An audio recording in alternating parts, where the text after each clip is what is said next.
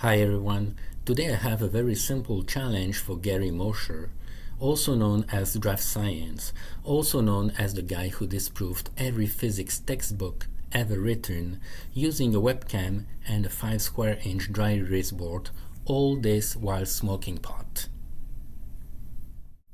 We are going to talk about Newton's Cradle. You know, that shiny desk toy that somehow understands physics better than Gary does. As everybody knows, if you lift one ball and let it go, one ball comes out on the other side. Lift two, two comes out.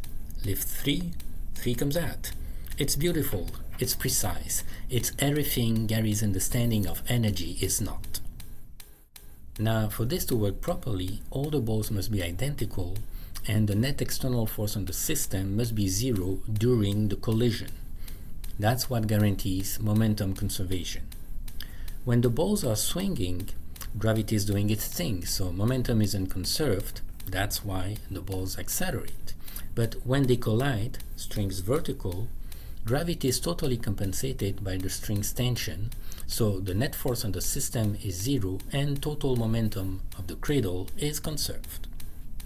If in addition the collisions are nearly elastic, then kinetic energy is approximately conserved.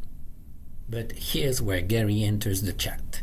He says that momentum and energy are the same thing, which is roughly as accurate as claiming that your height and weight are the same thing because you can determine both using a tape measure. You might think that I'm making things up and that Gary never said such a thing, so maybe you'll be convinced this is no joke if you hear it from him. So, famously known for the equation momentum equals energy. Yeah, that's exactly right. And you're not going to show me an experiment where it doesn't work out that way.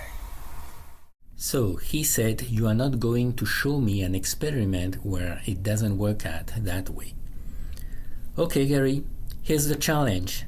Explain Newton's cradle using momentum only, since according to you, energy is the same thing as momentum.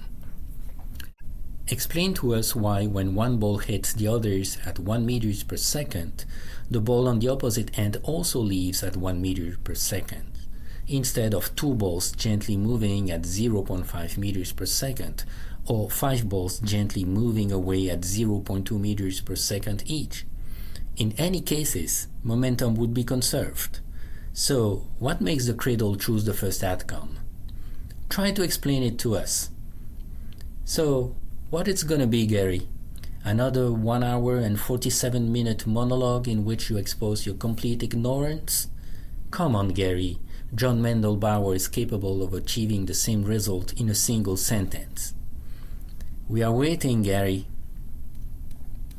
In nature, momentum and energy coexist in harmony, but in Gary's universe, only confusion is conserved.